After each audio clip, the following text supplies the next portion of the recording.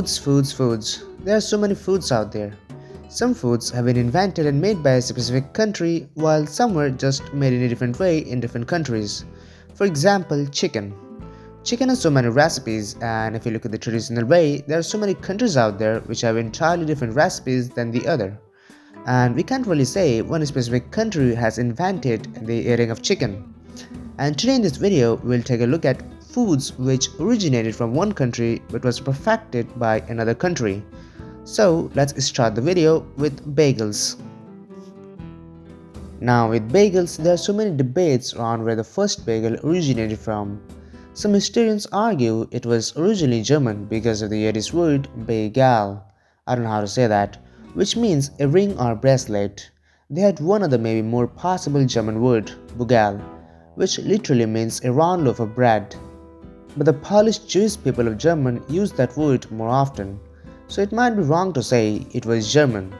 Another more proof of the bagel to be Polish is in the book of the Joys of Yiddish, where the author says that an item named bagel was given as gift to women in childbirth during 1610. So yeah, the bagel is Polish. Now in the 1900s, the bagel got so much popularity in New York. In 1937, the first ever bagel factory was founded just outside New York City. Since then, the bagels of New York has been the most perfected and famous delicious bagels in the world. New York is literally called the bagel capital of the world for a reason. Burek's origin is much more complicated than any other food. The origin of it dates way back to the mid-12th century, or way before than that, but we ain't got no proofs, so yeah. The more modern recent researches on that show that burek might be invented by the nomadic Turks of Central Asia. Turkic people, yeah, they were obsessed with this oven-baked bread.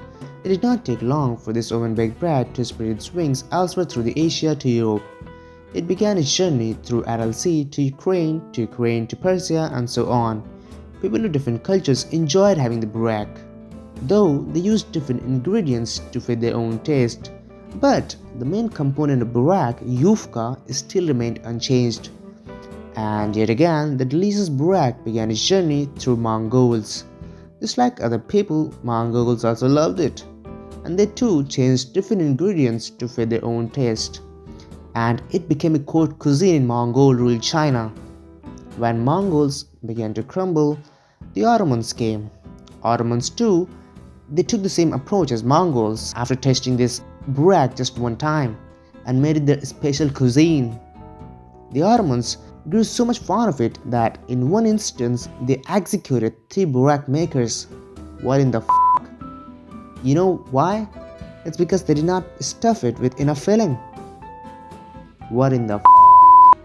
I'm glad I'm not in the fucking King Queen era, cause yeah, f*** that shit. Burek found its way to the Balkans, where it became a specialty. Especially in Bosnia, where burek was twisted into a spiral and stuffed with meat, cottage cheese and spinach or potatoes. Ever since then, Bosnia has been the most popular and delicious burek maker in the world. Now, before becoming bonjour, croissant was known as Kipferl in Austria, which is a croissant-shaped morning pastry. Well, the Kipferl existed long before 1300s, but of course, the croissant has so many stories as to when did the croissant originated at. It was sure to be from Austria, but when? Well, one tale from 18th century says that the French queen and also the Archduchess of Austria, not permitted to eat food from Vienna, would sneak away the food of a country, especially the Kipferl, one of her favorites. And later she introduced the kipferl to the French court, and maybe after that the French people started to make their own kipferl. Well, that is only a tale, it could be both wrong and true. So we cannot really say that it is when the kipferl originated at.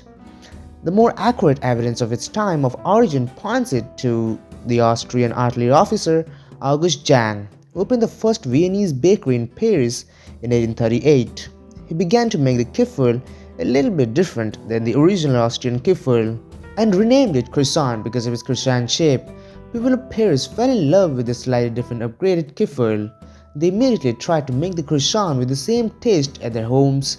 Of course, they failed at first, but slowly they did perfected it and soon opened their own bakery shop. And on the shop, they too made the fing croissant like the same, exactly same. But among these people, one particular baker named Sylvain Claudius Goy wrote the first croissant recipe in his 1915 book. The recipe was slightly different than Auguste Young's croissant. And you know it, croissant since has been the fucking French thing. You'd never find any croissant like that elsewhere, except one and only France. Now Japan's tempura story is an interesting one. Of course, tempura has originated from Portuguese, but it is now one of Japan's special cuisine, which you cannot find anywhere else, only in Japan. But how Portuguese food ended up one of Japan's special cuisine? Well, the story goes far back to 15th century.